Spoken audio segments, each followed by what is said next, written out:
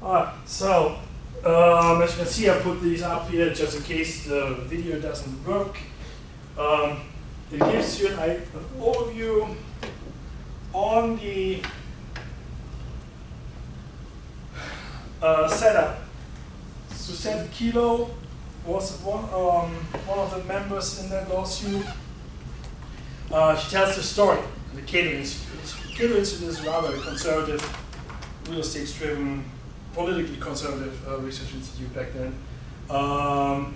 Gives us two examples, and then 5 years later, this is a 2005 case, so it would be 2010-ish. Like what happened with this? So there's always an after story, after a great story. They're like 5 and 3 minutes-ish long. So bear with me, but I had this case in multiple graduate level classes, listening and presenting. I found this a very refreshing way to get into this topic and into the social implications. This is not reading which paragraph impacted what. This is about how a whole community of multiple homeowners got literally smacked in the face. There's no other way to describe that. So bear with me on this one. I think this is eye-opening for how eminent domain can be misused. That's the case here. Misuse of a proper tool for public purpose. Misuse.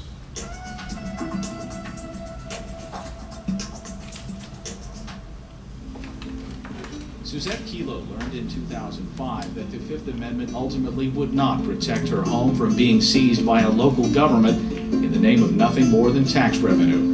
The Supreme Court ruled in Kilo v. City of New London, Connecticut, that private property can be taken for increasing tax revenue. The court used a decidedly tortured definition of public use to arrive at the controversial 5-4 decision. Kilo spoke at the Cato Institute January 27, 2009, at a forum for the book Little Pink House, which tells her story. The full event is available at cato.org. Good afternoon, everyone. My name is Suzette Kilo, and the government stole my home. First, the municipal government of my hometown, New London, Connecticut, stole it. Then the state of Connecticut said it was legal for them to take it. Finally, the federal government said it was constitutional to steal not only my home, but the homes of all my neighbors, and in fact, anyone's home for the purpose of economic development. Basically, what that means, if someone who can add more to the grand list of your town or city than you and your property can be made history. Even though 40 states have passed legislation offering some protection for home and business owners, don't think your property is safe because it is now.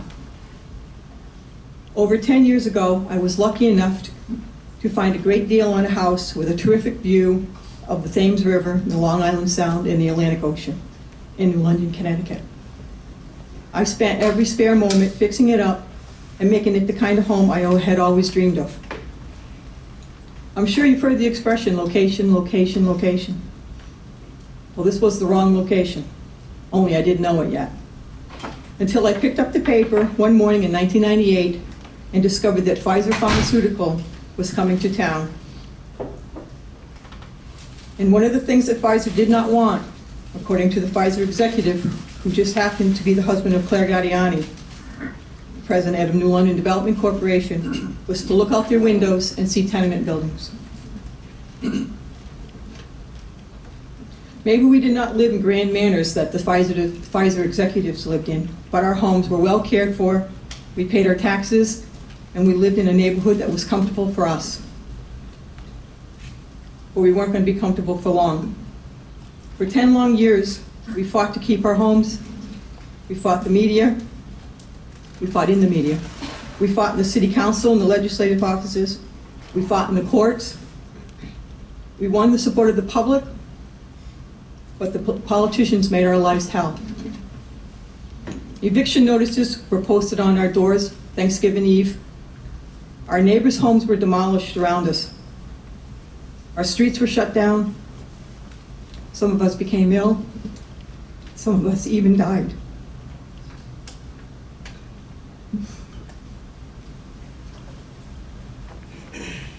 Even the air was difficult to breathe from the demolitions and the blasting around us. But we never gave up because we believed that this land was our land.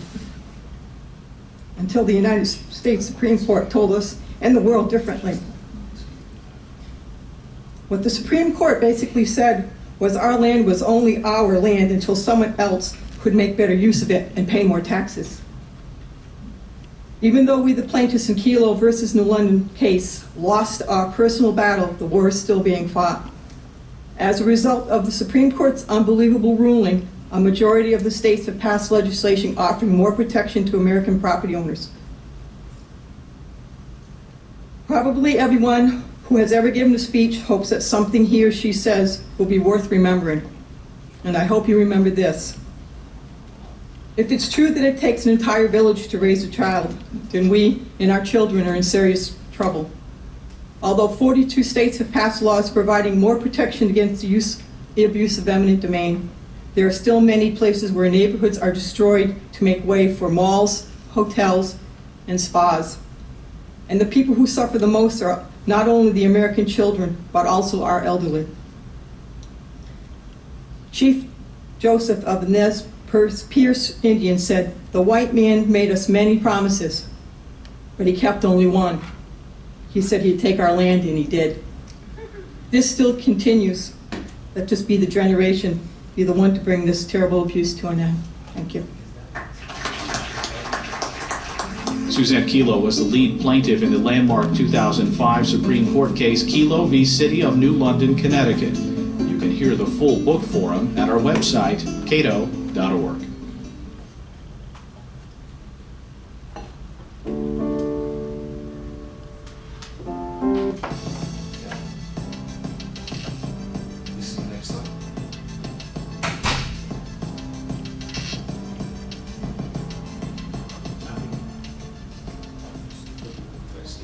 Five years ago, the Supreme... Oh, what did you do? I don't know, man. This is the second question. Thanks. This is the so-called takings clause in the Fifth Amendment. It enshrines your right to private property without undue government interference. Traditionally, takings for public uses included highways, schools, and other government-owned and operated projects. But in 2005, the Supreme Court turned that notion of public use on its ear. Economic development, the payment of higher taxes or the creation of more jobs is now a public use under the Fifth Amendment to the U.S. Constitution, a very dangerous precedent that the court set. But as I mentioned, that has led to this this backlash against what I think it's fair to call the most universally despised Supreme Court decision, perhaps in its history. My name is Suzette Kelo, and the government stole my home. Suzette Kelo is an American hero. She is a woman who stood up for her rights, and in the process stood up for the rights of all Americans. She was a homeowner in New London, Connecticut, that simply wanted to keep something that was incredibly valuable to her, the first home that she ever owned. For Suzette Kelo and her neighbors, that Supreme Court decision was a profound disappointment that capped an exhausting legal battle. Over 10 years ago, I was lucky enough to find a great deal on a house with a terrific view of the Thames River, the Long Island Sound, and the Atlantic Ocean in New London, Connecticut. I spent every spare moment fixing it up and making it the kind of home I had always dreamed of. I'm sure you've heard the expression, location, location, location. Well, this was the wrong location, only I didn't know it yet. Just after Suzette Kelo bought her little pink house in 1997, the Pfizer Corporation announced it would build a massive new research facility in Kelo's Fort Trumbull neighborhood. The City Council approved plans in January of 2000 to help Pfizer acquire the land it wanted in New London. The plan made dramatic use of eminent domain and was all in accordance with state law. The group that had the power, I think, also had some arrogance. And I think they understood that the law did as the law was written in Connecticut, they did have the power to do what they were doing, as wrong as it seems. And as long as anybody was going to challenge them or fight them, they were going to enforce the law and exercise it no matter what. And I think the more the homeowners dug their heels in, the more the people with the power dug theirs in and said, well, we'll show you. The homeowners who wanted to stay were served with eviction notices the day before Thanksgiving in 2000, but the legal battle between the Fort Trumbull residents and the city continued for 5 more years. The Supreme Court has agreed to decide if governments can seize people's homes and businesses for economic development projects. The High Court heard the case in 2005, and it was to be the most despised Supreme Court decision in many, many years. What the Supreme Court basically said was our land was only our land until someone else could make better use of it and pay more taxes. Justice Sandra Day O'Connor wrote in her dissent, "The fallout from this decision will not be random. The beneficiaries are likely to be those citizens with disproportionate influence and power in the political process, including large corporations and development firms." Justice Clarence Thomas wrote in his dissent, "Something has gone seriously awry with this court's interpretation of the Constitution." If there's anything that I think should take high priority in America, it is the protection of private property. This is something every American and certainly every member of Congress can identify with. Reaction to the 5-4 decision was immediate and forceful. As a result of the Supreme Court's unbelievable ruling, a majority of the states have passed legislation offering more protection to American property owners. They certainly felt the pressure of the public. I mean, a lot of legislators told me as I was talking to them and lobbying for this legislation throughout the country that they've never had phone calls like they did in reaction to any court decision, whether it's from the Supreme Court or any other court. The reason this case became what it is today isn't because the Supreme Court said 5-4, you can do this. It's because how the general public across the United States reacted to that decision.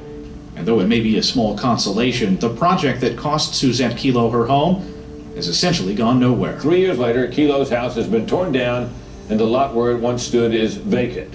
In fact, Real Clear Markets reports that there is no new construction in the area because the city-sponsored developer has been unable to secure financing because interest in the project is minimal. There is absolutely no new construction in that area whatsoever. And there's nothing there, nothing at all. They haven't built a thing. They've knocked a lot of things down, but they haven't built anything. And as far as job creation, job stimulus, the only jobs that have been generated there have been for demolition crews. There were 78 houses there, 78 tax-paying residents. Now there's nothing there. There's certainly no taxes. There's likely to be no new development in that area anytime soon. All it is now is a dust bowl, really, and I really hope they choke on the dust.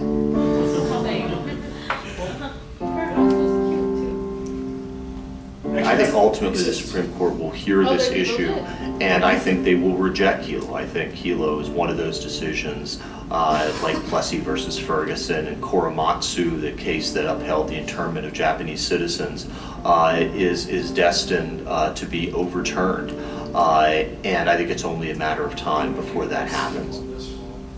To give you an idea, court ruling after this was also to give her the right to live in that house for, I think, an additional year until another site was found and the house was actually moved to the other side. So the house. So she got a year after this decision? After this decision. But also, land use lawyers can talk.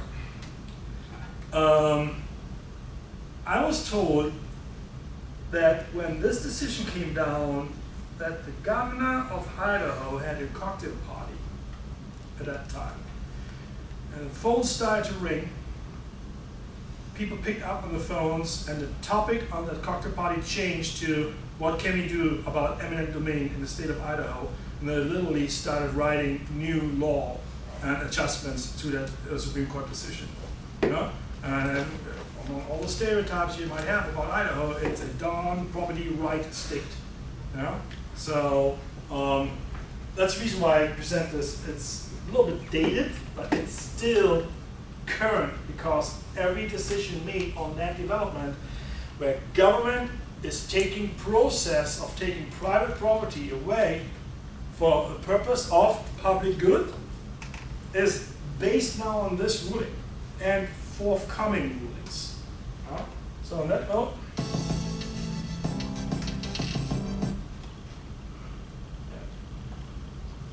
technology. That's kind of a 5-year summary.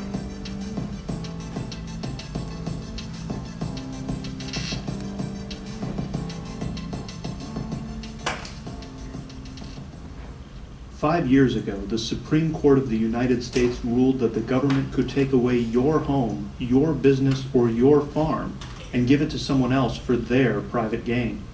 But thankfully, that ruling in Kelo v. City of New London wasn't the end of the story. It was only the start of a national campaign against eminent domain abuse." Kelo is one of the most universally despised Supreme Court decisions in our nation's history. And opposition to Kelo cuts across the usual divides you hear of. I took out that slide. But this couple is the Norwood case of eminent domain. Norwood is a city that is kind of covered around with the city of Cincinnati. So that was based in Ohio.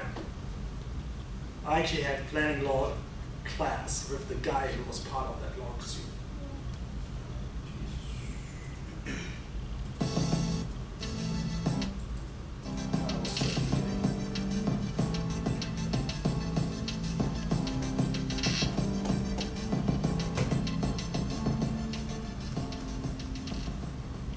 5 years ago, the Supreme Court of the United States ruled that the government could take away your home, your business, or your farm and give it to someone else for their private gain. But thankfully, that ruling in Kelo v. City of New London wasn't the end of the story. It was only the start of a national campaign against eminent domain abuse. Kelo is one of the most universally despised Supreme Court decisions in our nation's history. And opposition to Kelo cuts across the usual divides you hear about in America today. And I think it's only a small exaggeration to say that about the only people who support Kelo are those who stand to benefit from eminent domain abuse: politicians, developers, and central planners. In the 5 years since the decision, there has been an unprecedented backlash against it. Politicians and business interests may have won the battle, but they lost the war. Less than a week after Kelo came down, the Institute for Justice launched our Hands Off My Home campaign. We were determined to translate the outrage that swept the nation after Kelo into meaningful reform in legislatures, courts, and communities across the nation where private property was being threatened by eminent domain abuse. The results have been striking. So far, 4 state Supreme Courts have rejected the Kelo case, while another 4 have recognized greater protections for property owners facing eminent domain abuse. Moreover, 43 states have responded to Kelo with legal change, including both legislation and amendments to state constitutions. Of the 43 states that changed their laws, at least 35 now prohibit the kind of takings used in Kelo. More than half the states went even further and reformed their laws so that cities can't label ordinary areas as blighted and then use that as an excuse to take someone's property and give it to another private party. In addition to the successful court challenges and legislative changes, grassroots activists emboldened by the Kelo backlash have successfully fought back against projects that abuse eminent domain. Before Kelo, it was impossible to defeat wealthy developers and their politician friends. But in just the 5 years since Kelo, we've seen 44 eminent domain abuse projects defeated at the grassroots. Meanwhile, in New London, the Fort Trumbull project has been a total failure. After spending more than $80 million in taxpayer money, there has been no new construction whatsoever, and the area that was once a vibrant, close-knit neighborhood is now a barren field filled with demolition debris and home only to feral cats. To add insult to injury, in November 2009, Pfizer, the linchpin of the whole development project, announced it was closing its research facility next to Fort Trumbull and leaving New London for good, just as its tax abatements are about to expire. To be sure, challenges with eminent domain abuse remain. Weak state reforms must be strengthened, and the battle must continue in certain states, like New York, that have refused to reform their laws. But for Suzette Kelo and her neighbors, even though their neighborhood was lost, they know that their battle was not in vain. And Suzette's little pink house, where this all began, still stands, now in a neighborhood about a mile away from Fort Trumbull. Like Betsy Ross's house in Philadelphia and Paul Revere's home in Boston, Suzette Kilo's pink cottage stands as a monument to her and her neighbor's struggle, one that has changed this nation for the better. All right, so what do you think about eminent domain? Hmm? I'm glad it's restricted. It's a really cool tool, isn't it? Cool, sure. If you have enough money. Yeah. Oh, remember, what is the definition of eminent domain? Let's go back in your notes.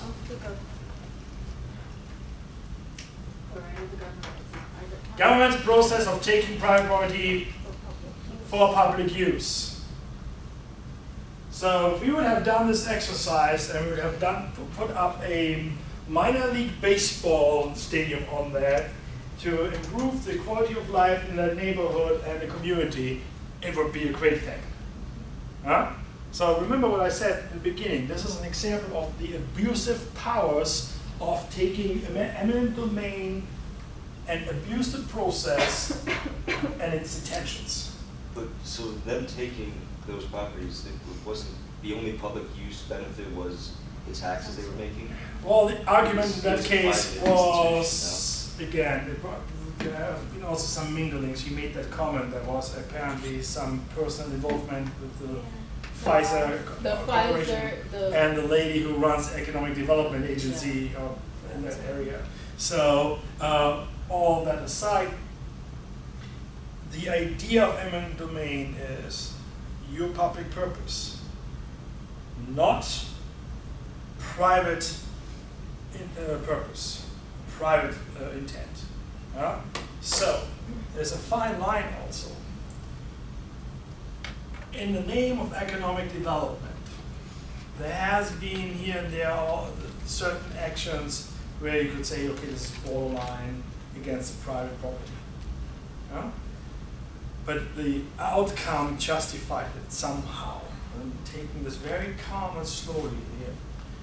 The general idea is that I can use, based on the Fifth Amendment, takings clause, with a specific process, and I can execute the eminent domain to take over from private ownership into a public purpose. Does the public purpose need to be in public ownership? Not necessarily. Yeah? If that is a minor league baseball stadium, there is probably a private owner on that stadium, or a public-private partnership included. Yeah? There are certain legal constraints and frameworks you can tap into. Yeah? Again, the story behind, or the backstory here is that a larger corporation wanted to develop these lands, take out therefore the private property owners in their homes, and get that as a research park, yeah? And then disappear. Using the eminent domain powers of local government to execute what you would have done in the private sector with land acquisition. You literally would have started maybe under the radar, not necessarily door to door, knock, knock, knock. Hey, I want to buy your property, sell it to me. Hey, I want to buy your property, sell it to me. This is the traditional way of land acquisition when we look at the real estate development process. Private versus private, or private with private. Yeah? So, depending on how many land parcels you need to buy, depending on your market, you might actually have multiple players to buy for you in your name. Which we had institutions in the past, like universities, being actually criticized that they actually bought private property in the vicinity of the campus under a different name or corporation, yeah, and then pass it on to the university. So one university in the Washington D.C. area had some trouble with that, yeah. The university here doesn't make a secret out of it. No, seriously. Seriously, this is from the Vice President of Facilities Management. He literally tells you a map and says, I talked to this guy, I talked to this homeowner, I talked to this homeowner, I talked to this homeowner. that one was lucky, he passed by and the next of kin sold it to me. Yeah? This university does not make a secret out of the expansion areas they want to. They have a fairly healthy conversation with the landowners because of the timeline. Sometimes you don't have to sell this by next Monday. If your timeline, again, with like comprehensive plans, if your master plan of this university is 5 to 10 years in growth, because you just don't drop a hospital overnight, you know, it takes 2 or 3 years of construction time, etc. You know? If you have certain time frames, yes, I have a conversation with you and say, why don't you sell me this property, make a contract, you can still live in there, but in 5 years you're out. There are different ways legally to deal with this. You know? Versus let's buy it under the radar and it pops up in my budget. That's not, no. All right, again, let's go back to the idea here, finishing this up. Eminent domain is a powerful tool for community development if done right. Yeah? You exercised earlier with all the public good uses. Some of them would be not able to put in place without eminent domain. Yeah? Current federal infrastructure projects are using eminent domain to be pushed forward as fast as possible. Yeah? Particularly the ones in the South in Texas. So that is a hot topic as before it was 14 years ago. Huh? Because now instead of an interstate going through your home, you suddenly have some other infrastructure going through your home. Yeah? So keep that in mind. It's actually, I think, one of those planning tools or zoning tools, planning process tools, the most common, but nobody really knows the healthy use. Urban redevelopment, urban renewal. We had that earlier, last week. Yeah? Urban renewal would be not possible at a larger scale if there wouldn't be a tool called eminent domain. The new limitations is the interpretation of blight or blighted neighborhoods. As in, just because it's boarded up doesn't mean it's completely value like a slum lord establishment. Yeah? So keep that in mind. Set aside or just scrap it? Discussion, yeah. So I have a question. I might have answers. So I'm not sure exactly what happened back home, but I know in a part of New Britain, there was several acres that had a bunch of private properties on it. Half of them were foreclosed on, a couple were vacant here and there. I know the city came in and I think they might have done eminent domain, and they took those properties and turned that section to a low-income housing section for the city. Oh yeah. Is that something that could fall under eminent domain? Because that would be public use, no?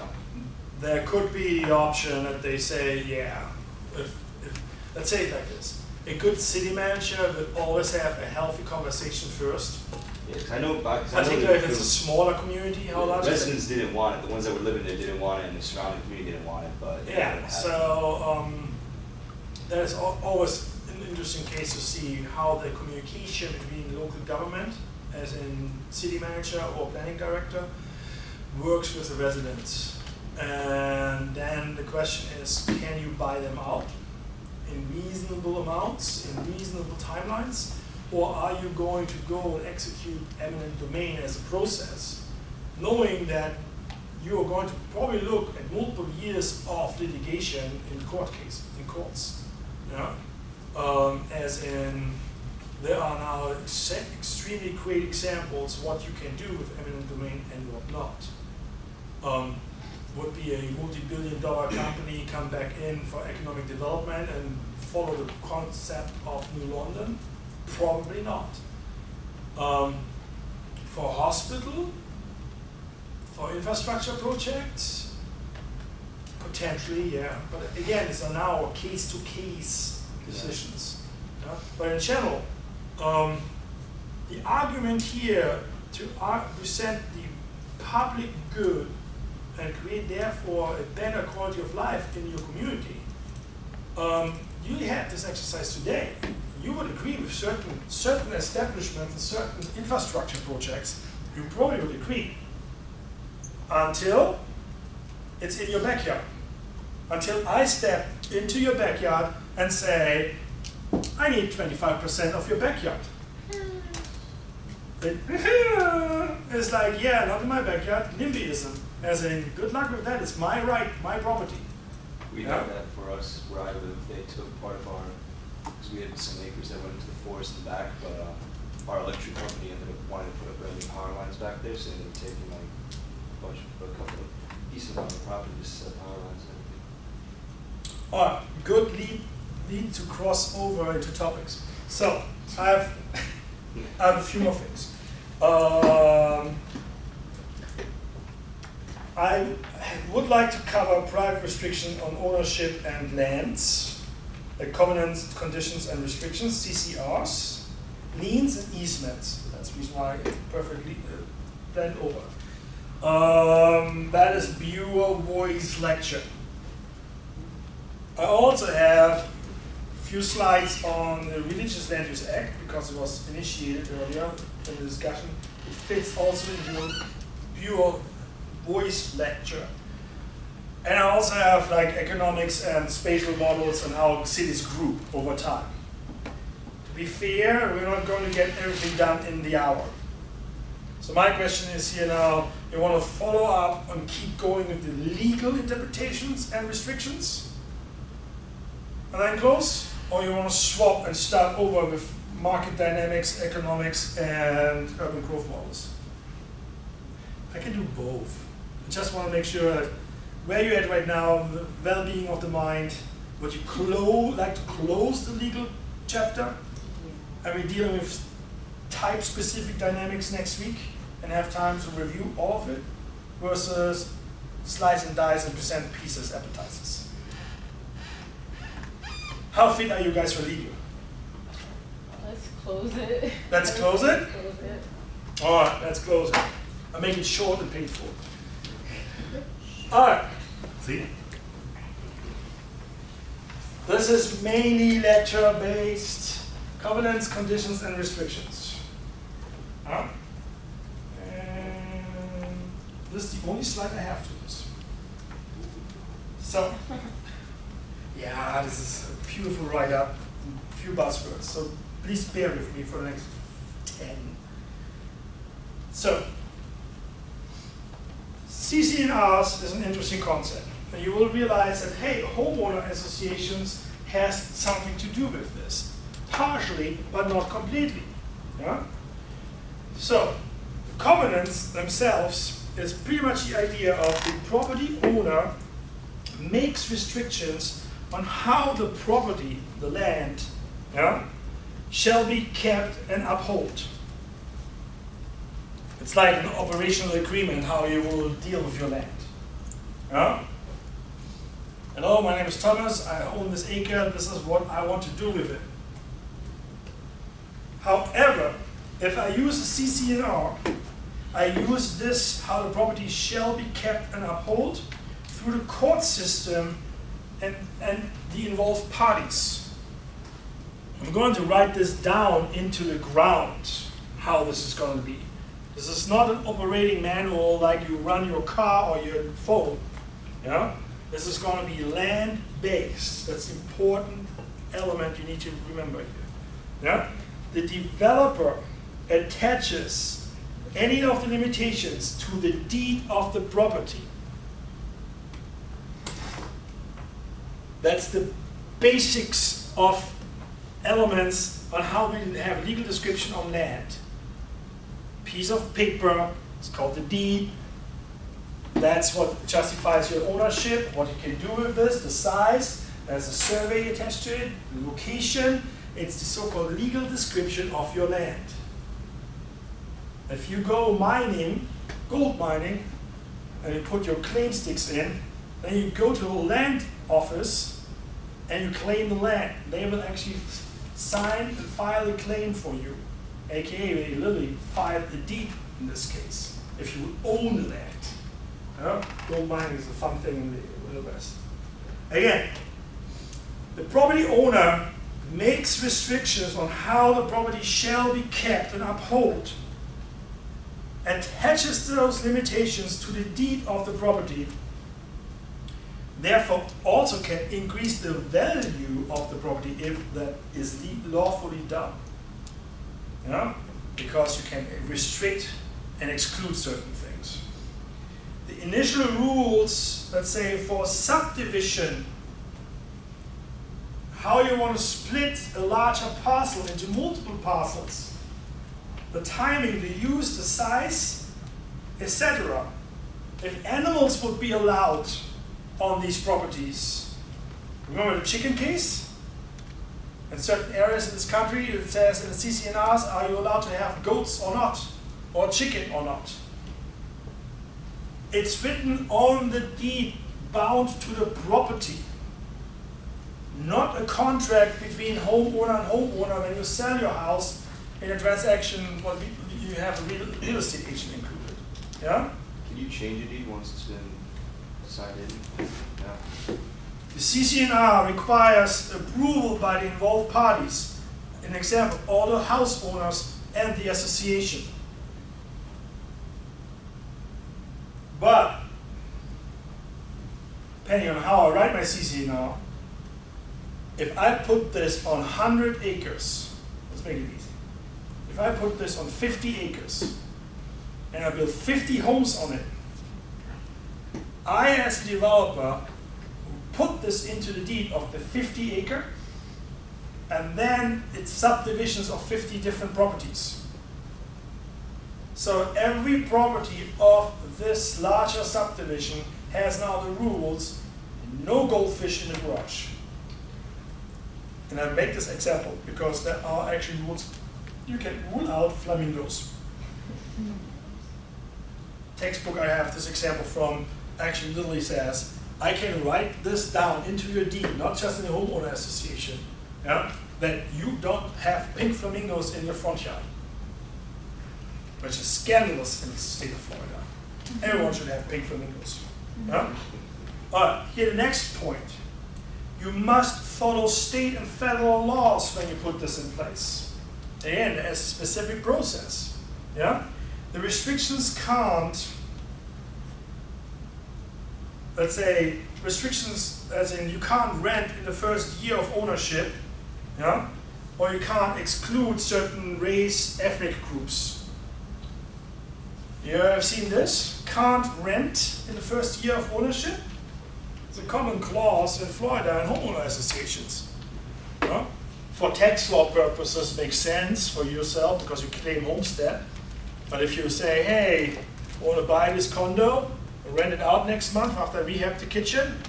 No, there are actually rules and lawfully rules that are above your ownership. It's a restriction of your private property. And again, written in the deed and the following rules for, let's say, the homeowner association. So the CCNR also regulate the appearance of your house and property. Remember we had the example of Celebration and Seaside, those constructed stereotyping homes, Truman Show as an example, or Celebration, that they had like 4 homes as a layout and you just picked the different siding, which colorful elements you wanted to have. I can regulate the appearance of your house and property. No flamingos in the front yard. No parking in the street. City of Plantation.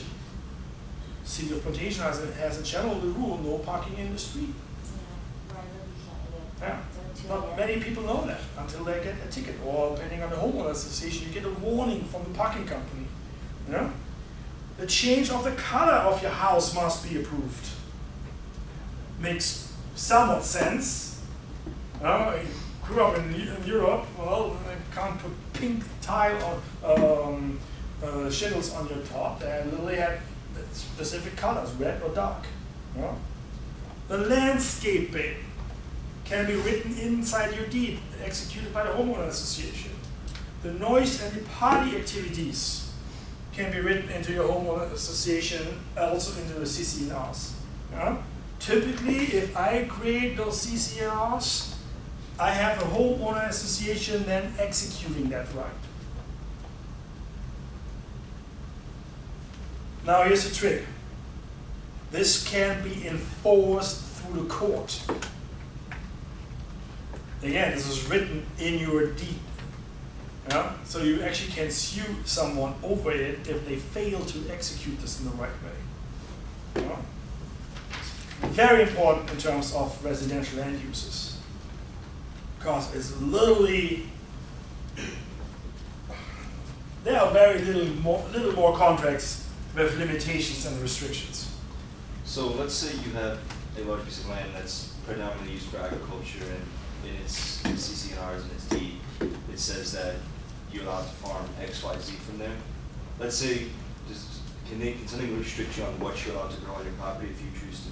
If it's zoned for agriculture, to an agriculture. I wouldn't consider this to use this in a zone for agriculture. Okay. This is more about when you go through the development process. But let's say it like this. Southwest ranches, yeah? Beautiful homes, large estates. Here and there you have some horses, not just pool. Yeah? You could, in theory, because they have already horses there, but you could actually say, you know what, in the next subdivision we do, we're going to put CC&Rs in place that do not allow the following animals, and literally present a catalog of what is allowed or not allowed. Horses, yes, no, how many? Yeah?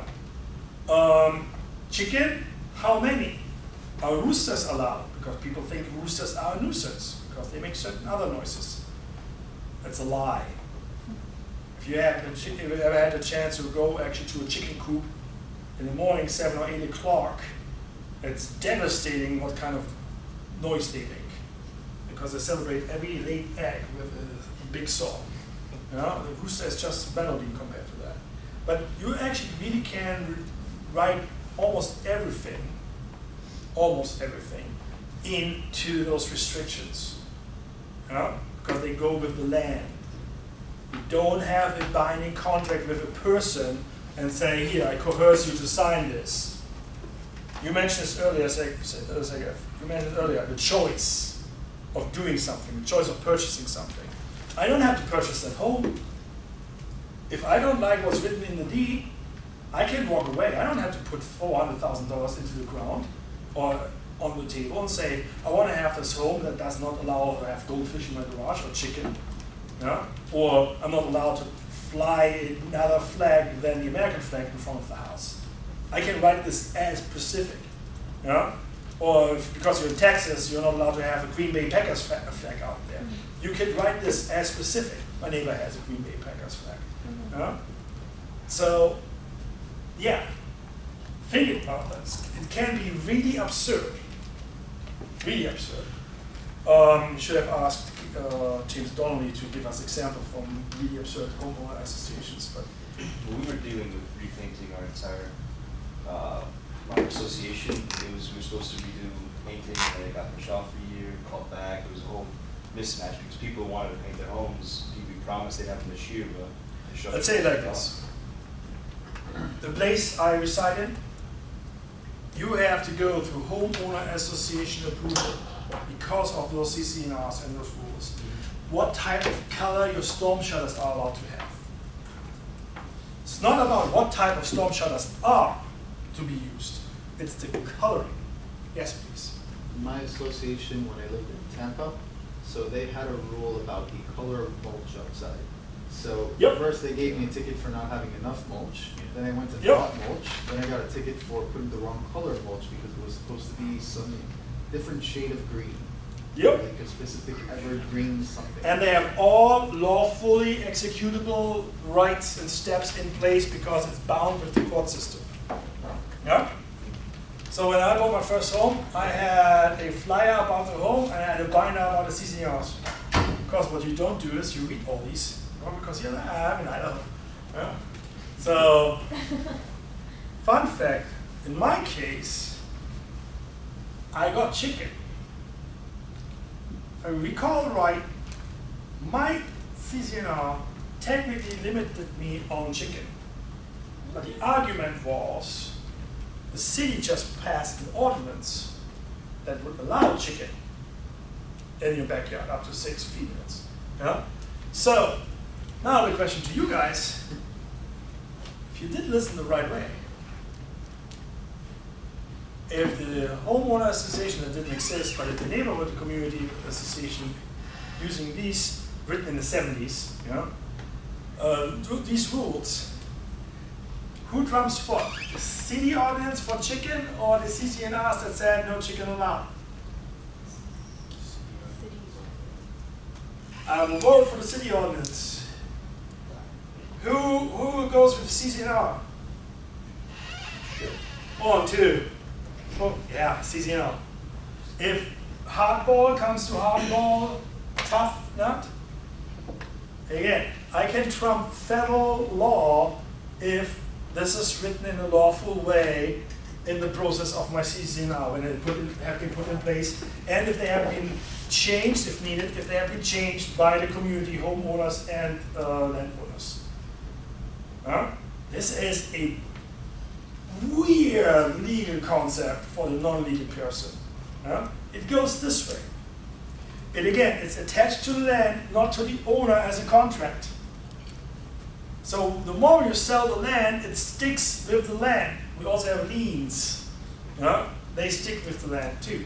We have easements. They stick with the land too. CCNRs supersede or trump public regulations. Probably there are certain cases where it's not the case, but in general, they trump certain public regulations. Think about that. Churches in residential use. We had this quick discussion earlier with the churches. What did I say about the church example?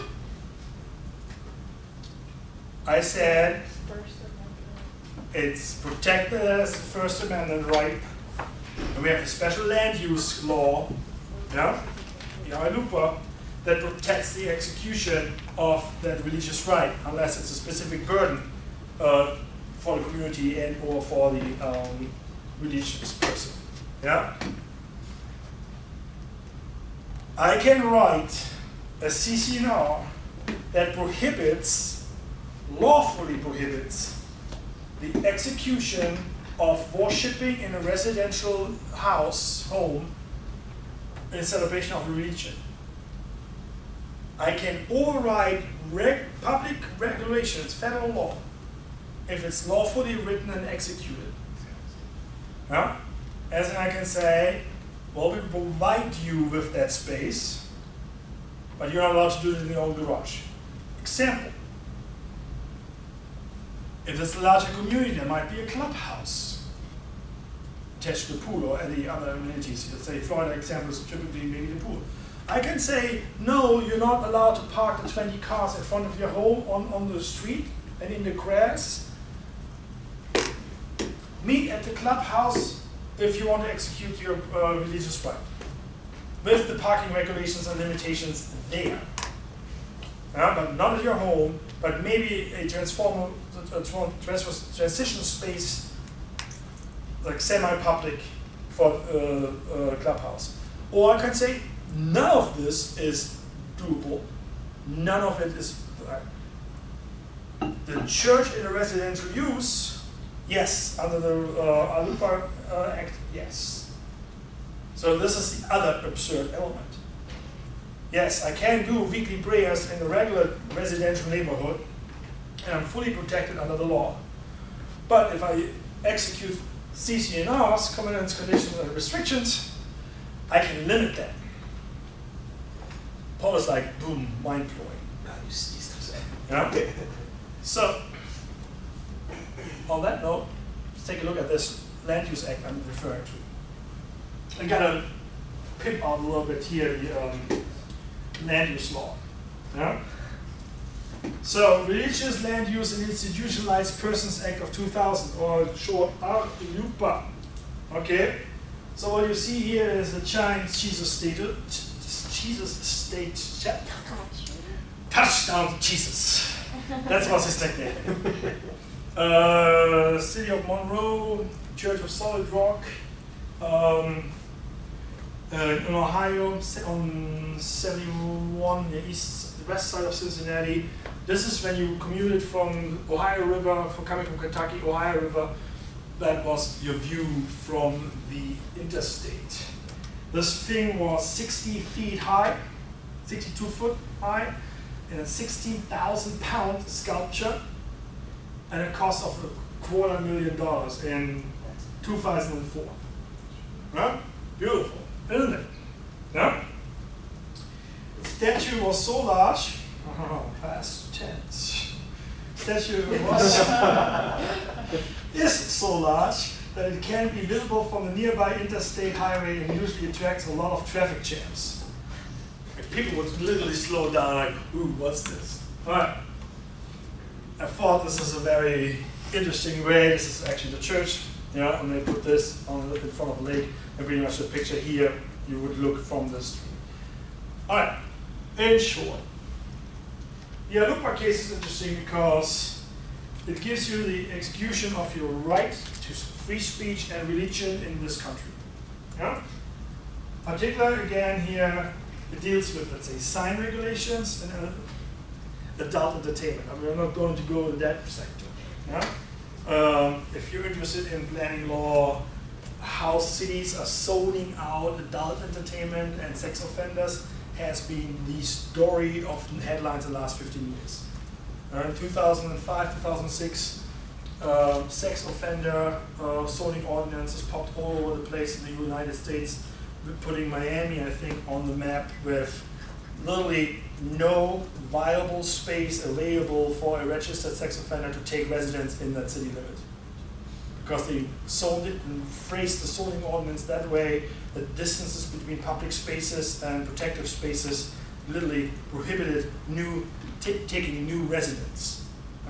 Completely different topic. But again, there are certain rules in place. You can agree and disagree, and sometimes people sue over them. So, the fundamental idea here, look, but this is an example right now to widen your horizon.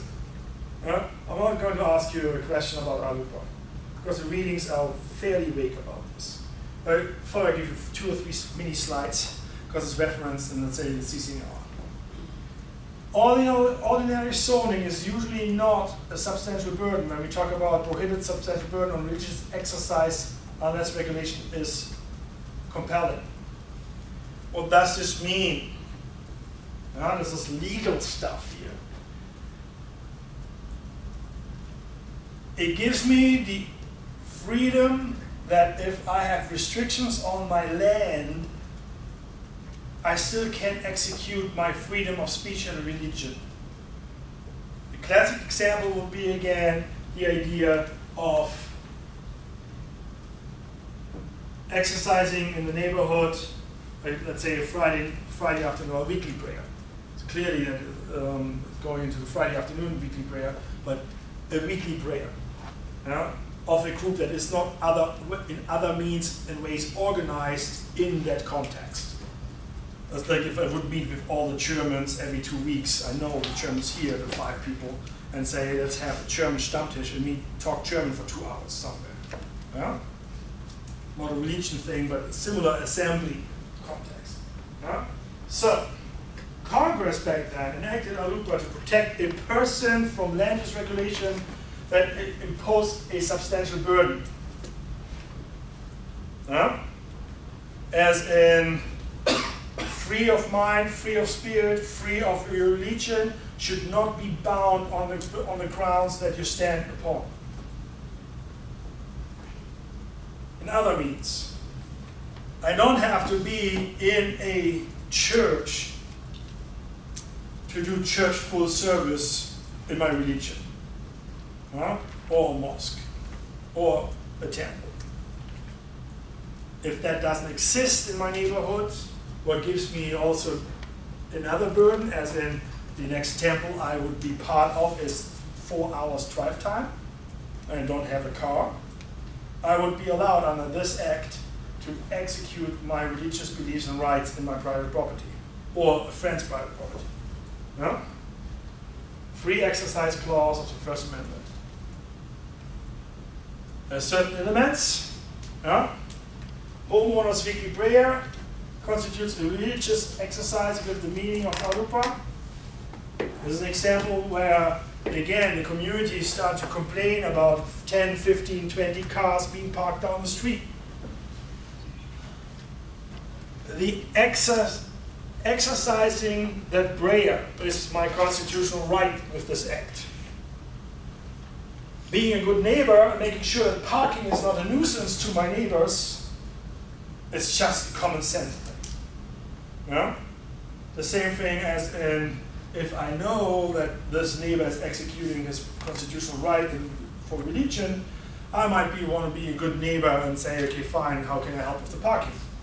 Yeah? I see you later for the community barbecue. There are different ways to treat people the right way. This whole idea of be a human being, common sense, coming back to what's needed as humanity. All right, and I can share this with you guys. I think this is the most human example here, what constitutes a religious right. So, the important thing here is,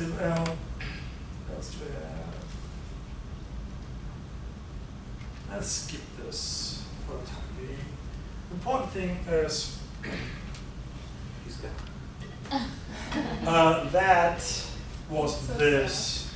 So the Alupa is not protecting a 62 feet high statue.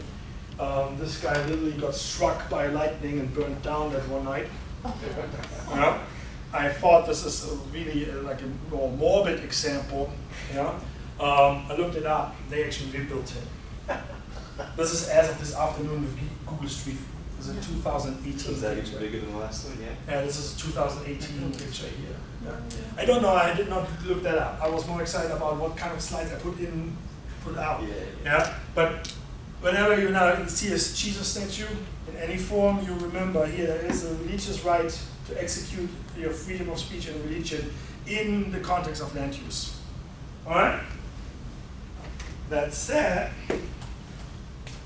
back to this. Paul is like rolling his eyes. Oh, look. Large handwritten notes. 3 pages. I'm not saying anything. My eyes aren't saying anything. I'm just sitting here. What is a lien? Any idea? It's like a hold on your property. Yeah. I don't know what I want it to do. It prevents you from doing a lot of things. Okay, have you experienced a lien in your life before? Yes. People can put a lien on your car, a lien on your house. A lien on your house, a lien on your car. Like it'll. Who in the room here is financing their car? Alright. Do you own the car? No. You have a lien on it. You might be listed as the owner, but there's a lien holder on it. The financial interest in the value of your car is the lien holder. So let that sit. I'll settle a moment. What do you do if you buy a new car? Take a loan out. You take a loan out. Someone is financing it. What else do you do when you sign that car on the contract and buying it? You do something with insurance products, but not for the car insurance or like for damages. What else do you do? Insurance.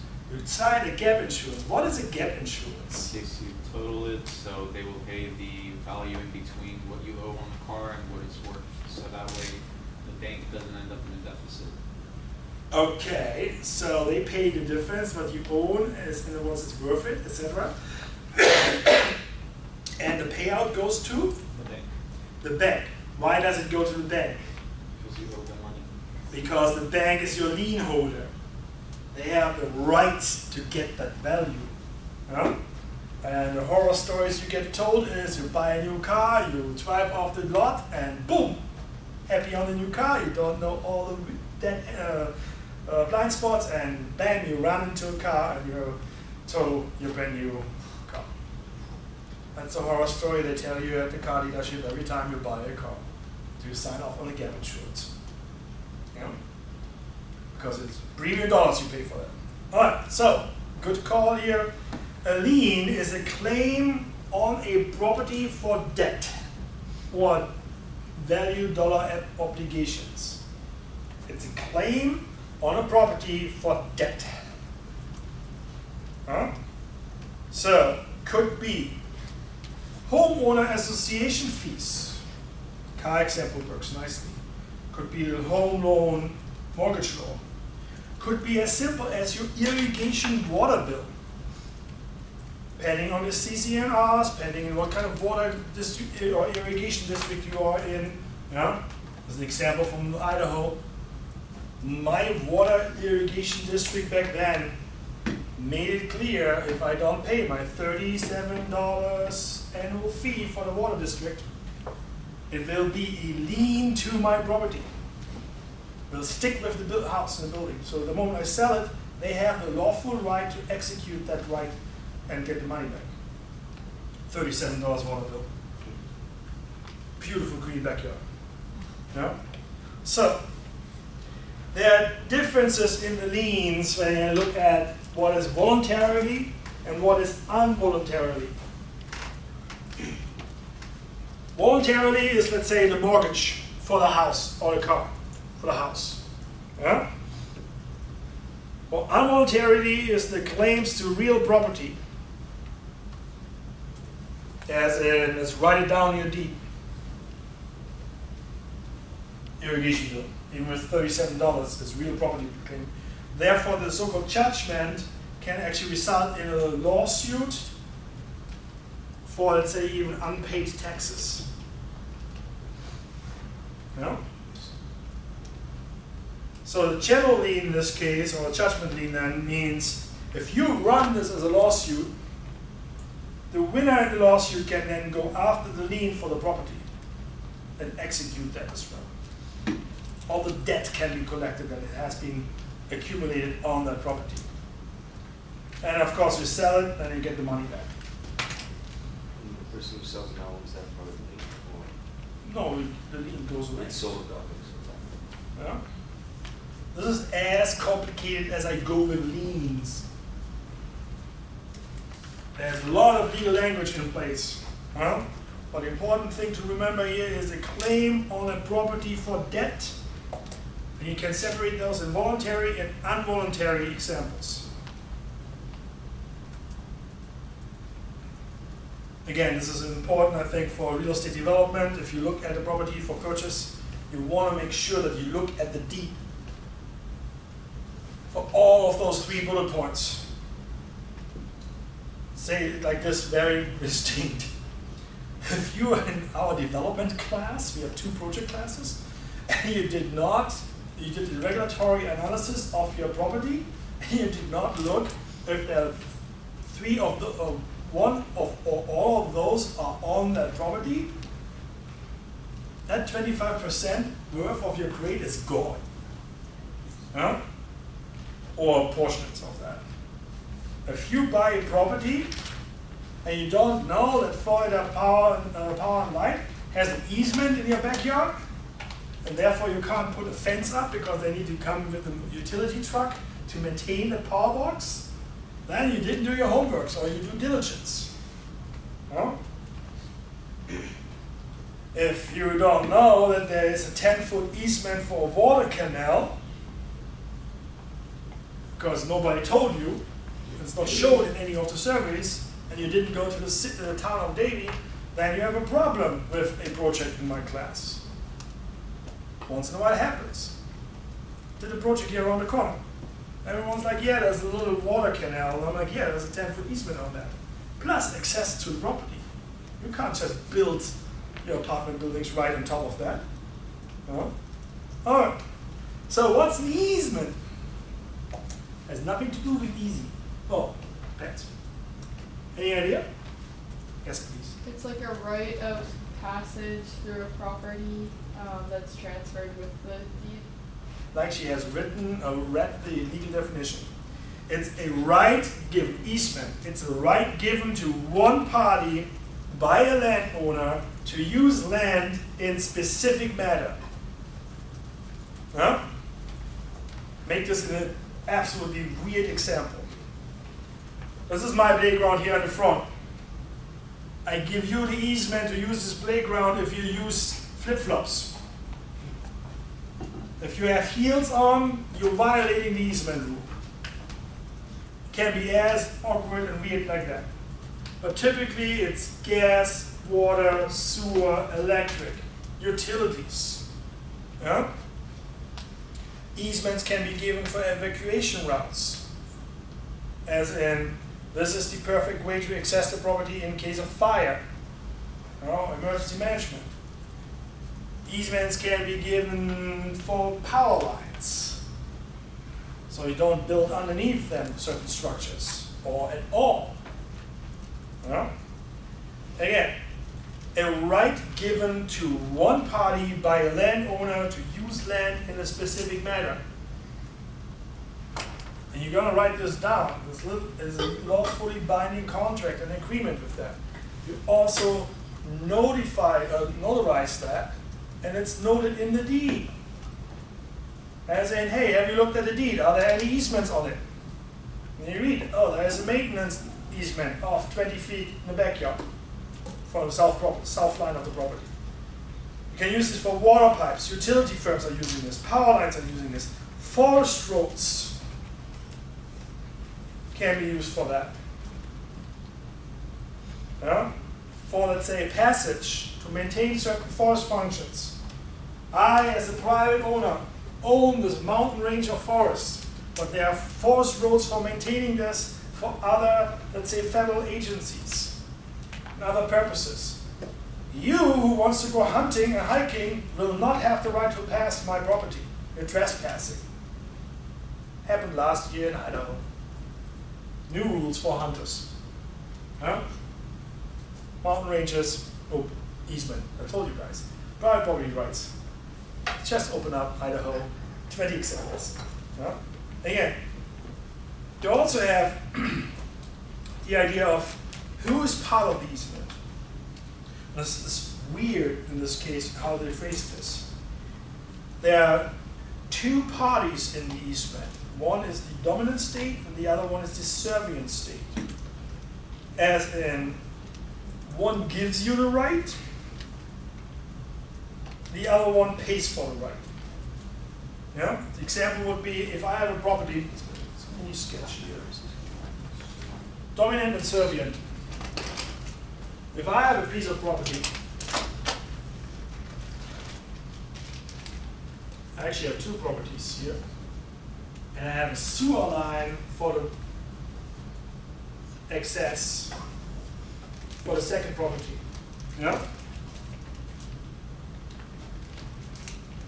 This is Bill, this is Susan's property. In this case, Bill would be the dominant state because he pays Susan for the easement to keep using the land here.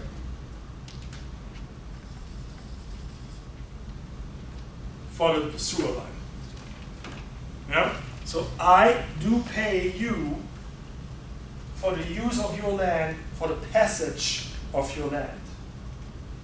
Sewer line example is pretty much easy, isn't it? Well, just make sure that you don't build any trees on there, you don't cover it, you don't put another house or a shed on it.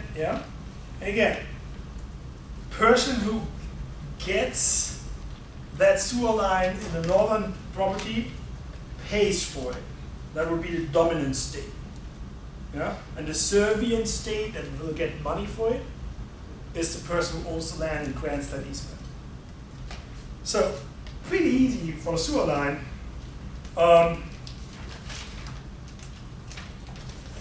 Usually a very interesting conflict zone is if it's a shared driveway. Shared driveway in Florida, doesn't really exist. Private property, it's my driveway. Nobody else lives in my house. Maybe it's a roommate if you're in that economic state. But if you would have a driveway, you share. How many times have you heard from family and friends about who has to clean the driveway when there's snow on it? We share one. That's always something we fight about. It's always a fight. So, again, the examples here, or easements on gross or in gross, is like whatever, let's say if you're in the air, if you deal with air rights, you have the power line across property. Yeah? You grant a easement then to the company and not to the land itself. Those are special cases. Yeah? Or we also can bind all future owners to those easements. Why? Because it's written in the deed. And it takes a lot of power and will and a lot of money to take it out. Imagine you have a power line from FPL sitting on your property and you want to get rid of the power line. It's doable, but at some point you probably will say, yeah, you know what, we don't want to spend $3 million for this, we just build somewhere else. Create some example of Dana Point. There's a power line at the north side of the property going. What are they going to do now? They're putting all the catchment basin areas for water retention and drainage underneath that area with deep valves to pump actually clean water into the water bank, into the grounds. Yeah? And they keep the power lines and just realign the buildings on the side so the power lines are not in your face. That's how they save $3 or $4 million in trade with, instead of paying for that, for the beautification of those power lines. So that's a trade-off. Well, it's $1 billion investment, so you're like, yeah, $2 or $3 million, but it adds up. They'd rather put that money into the sewer lines, because there's a different purpose for it. All right, so there is a special case, the case of so-called encroachments. Speaking of hanging things over, as an illegally crossing of fences on property lines, or let's say the classic case of neighborhood fights, is you have a big tree that's reaching over in someone's property. Who's responsible for the leaves to pick up? Who's responsible for all the apples that fall down and maybe rotten on the floor? Yeah? And. Who's responsible for the branch you have to cut down because it reaches over into the neighbor's property? Fun stuff can happen. So that's what we would call encroachments. We didn't put that on. Yeah, because that is a different sub-level of story of takings. It's private versus private. That concludes the craziness of land use law to the extent I present this in class. Okay? So what are we going to do next week? Next week we're looking at urban dynamics and economic dynamics in markets. I will come back with our friend, the bid rent curve. I will add a few more things to it. Calling out another German guy on the central place theory. We touched this a little bit. Remember we touched discussion about how far would you travel for a loaf of bread versus a luxury car. Let's put that in terms of sketches on the bill. Yeah? My plan for next week is I need to cover that economic component. I'm going to touch this for residential and office space and other types of real estate. I'm doing a review on the real estate types we have been exposed, maybe with some more colorful examples. We didn't touch really industrial yet, so I have 2 examples there for scale and sizing. And I would like to dedicate some time for review. Yes, you might have seen the 1 or 2 slides, but it gives you an idea. It gives you an idea. I'm a big fan of material covered in class multiple times and clearly stated in the readings is material for the exam. I will give you a study guide again. I promise you guys, there will be, let's say, what is PDR as an example question. Exam will consist of some economic theory, like how things work out in models. Promise there will be no bid rent curve. We had that.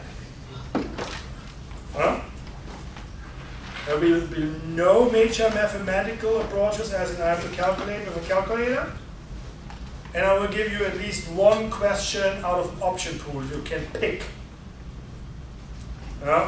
Let's say I give you 2 fixed questions, 2 options, pick 1 out of the options. Maybe I give 3 and you pick 1 out of the options. Why? because we had multiple facets just in the last 2 or 3 sessions. Multiple facets of knowledge. Some people liked, some people didn't. Some folks connect to the law thing. Some people connect more to urban dynamics and how growth models work. Yeah? So, bear with me next week. So far I had lots of fun and figured this out today, and I was really giddy to do this. Let's close, and see you next week. House.